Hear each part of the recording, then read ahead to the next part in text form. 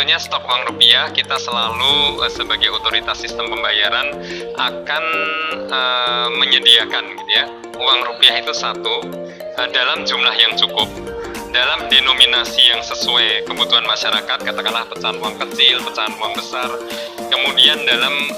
kondisi yang layak edar, yaitu yang harus terus kita sampaikan, sehingga tadi dalam konteks kecukupan uang rupiah di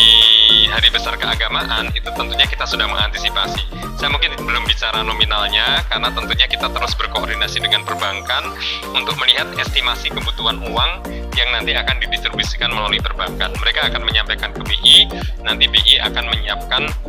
seberapa besar sesuai dengan kebutuhan masyarakat.